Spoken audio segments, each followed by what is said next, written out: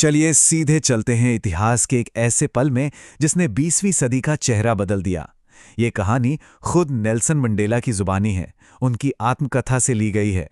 10 मई 1994, Pretoria, दक्षिण Africa. ये सिर्फ एक तारीख और एक जगह नहीं है, बल्कि एक ऐतिहासिक मील का पत्थर है। इसी दिन दशकों के संघर्ष के बाद दक्षिण अफ्रीका ने एक नया सवेरा देखा था। तो चलिए इस विश्लेषण की शुरुआत खुद मंडेला के ही शब्दों से करते हैं। ये शब्द सिर्फ एक भाषण का हिस्सा नहीं थे, बल्कि एक नए राष्ट्र की बुनियाद रख रहे थे। तो आखिर ऐसा क्या खास था उस दिन में? क्या हुआ था ऐसा जिसने उसे इतना ऐतिहासिक बना दिया? चलिए उन गहरे और प्रतीकात्मक बदलावों पर एक नजर डालते हैं। ये बात बहुत दिलचस्प है। सोचिए, यूनियन बिल्डिंग्स, जो जगह दशकों तक श्वेत वर्चस्व मतलब व्हाइट सुपरमेसी का गढ़ मानी जाती थी, वही जगह अब एक इंद्रधनुषी जमावड़े में बदल गई थी। अलग अलग रंगों और देशों के लोग वहां लोकतंत्र का जश्न मनाने के लिए इकट्ठा हुए थे। और एकता का एक और बहुत ही जबरदस्त प्रतीक था दो राष्ट्रगान का गाया जाना। श्वेतों ने गाया नेकोसी सिकेलेल ई अफ्रीका और अश्वेतों ने पुराना गान डाइस्टेम। मजे की बात यह थी कि दोनों में से किसी भी ग्रुप को दूसरे का गान ठीक से याद तक नहीं था। एक ऐसा गान जिसे वो कभी नफरत की नजर से देखते थे। पर यह भविष्य की तरफ एक बहुत जरूरी कदम था। लेकिन ये जो जश्न था, इसके पीछे एक बहुत लंबा और दर्दनाक इतिहास था। तो चलिए पहले समझते हैं उस सिस्टम को जिसे इस दिन खत्म किया जा रहा था। रंग भेद, अंग्रेजी में कहें तो अपार्थाइड।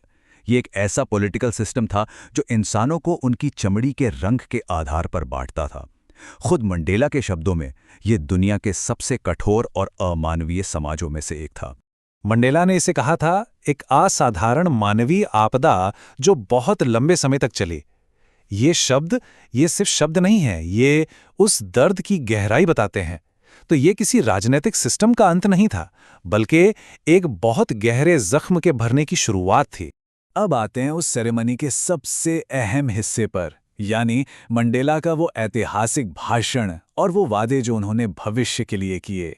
देखिए, मंडेला का जो विजन था ना, वो सिर्फ पॉलिटिकल आजादी तक नहीं था। नहीं, उन्होंने तो एक ऐसे भविष्य का वादा किया जो गरीबी के बंधन से, किसी भी तरह के अभाव से, पीड़ा से और हर तरह के भेदभाव से, चाहे वो जेंडर का हो या कोई और, पूरी तरह से आजाद हो। ये थी सच्ची आजादी की बात। और फिर उन्होंने वो लाइन कही जो इतिहास में दर्ज हो गई, कभी नहीं और कभी नहीं होगा कि ये सुंदर भूमि फिर से एक के द्वारा दूसरे के उत्पीड़न का अनुभव करेगी। मतलब साफ था, जुल्म का वो दौर अब हमेशा के लिए खत्म हो चुका है। तो ये तो हुई उस दिन की बात। अब जरा मंडेला की अपनी निजी यात्रा पर चलते हैं। ये समझना बहुत जरूरी है कि उनके लिए खुद स्वतंत्रता या फ्रीडम का मतलब कैसे समय के साथ बदलता गया। मंडेला के लिए आज़ादी का मतलब हमेशा एक जैसा नहीं था। शुरुआत में जब वो बच्चे थे तो उनके लिए आज़ादी का मतलब था बस खेतों में आज़ादी से दौड़ना। फिर जब वो एक नौजवान बने तो आज़ादी का मतलब हो गया छोटी छोटी पर्सनल चीज़ें, जैसे रात को देर तक बाहर रहना। लेकिन जैसे जैसे उनकी समझ बढ़ी, उनकी आज़ादी की भोग सिर्फ अपनी नहीं रही, वो अपने सभी लोगों के लिए आज़ादी चाहते थे। अब एक बहुत ही गहरे पैराडॉक्स यानी विरोधाभास की बात करते हैं जिसे मंडेला ने समझा। वो ये कि कैसे बहुत ज्यादा जुल्म और मुश्किल हालात कभी-कभी असाधारण किरदार को जन्म देते हैं। मंडेला का मानना था शायद चरित्र की ऐसी ऊंचाइयों का निर्माण करने के लिए दमन की ऐसी गहराइयों की आवश्यकता होती है। मतलब रंगभेद की क्रूरता ने ही अनजाने में ऐसे लीडर्स को जन्म दिया जिनमें गजब की हिम्मत और समझ थी। कितना दर्दनाक लेकिन कितना शक्तिशाली विचार है ये। तो फिर साहस यानी करेज है क्या? मंडेला की नज़र में साहस का मतलब डर का ना होना नहीं है, नहीं, बल्कि साहस है उस डर पर जीत पाना। मतलब डर को महसूस करना, उसे स्वीकार करना और फिर भी उसके आगे नहीं झुकना। मंडेला हमेशा कहते थे कि ये लड़ाई उन्होंने अकेले नहीं लड़ी, वो तो उन महान देशभक्तों के कंधों पर खड़े थे जो उनसे पहले लड़े। इनमें से एक थे Oliver Tambo, African national Congress के एक बहुत बड़े नेता। और ये हैं वॉल्टर सिसुलू, जो मंडेला के मेंटर और साथी थे।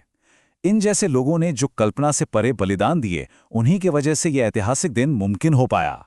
और यूसुफ डाडू जैसे न जाने कितने ही और लोग थे। मंडेला खुद को इन सभी महान लोगों का एक मिला जुला रूप मानते थे। वो कहते थे कि उन्होंने तो बस उस मशाल को आगे बढ़ाया है जो इन लोगों ने जलाई थी। अब चलते हैं मंडेला के शायद सबसे गहरे और ऊंचे विचार की तरफ। एक ऐसा फलसफा जो कहता है कि इंसानियत सब में है, यहां तक कि उन लोगों में भी जिन्होंने जुल्म किया। ये लाइन देखिए, उत्पीड़ित और उत्पीड़क दोनों समान रूप से अपनी मानवता से वंचित होते हैं। कितना गहरा विचार है। मंडेला का मानना था कि जो इंसान किसी और की आज़ादी छीनता है वो खुद नफरत का कैदी बन जाता है, वो पूर्वाग्रह की सलाखों के पीछे कैद हो जाता है। तो सच्ची आज़ादी के लिए जुल्म सहने वाले और जुल्म करने वाले दोनों को आज़ाद होना होगा। और इसी सोच के साथ हम मंडेला के इस सवाल पर आकर रुकते हैं। अगर लोगों को नफरत करना सिखाया जा सकता है, तो क्या उन्हें प्यार करना नहीं सिखाया जा सकता? ये सवाल हमें सोचने पर मजबूर करता है कि इंसान के दिल की असल फितरत क्या है और क्या बदलाव सच में मुमकिन है।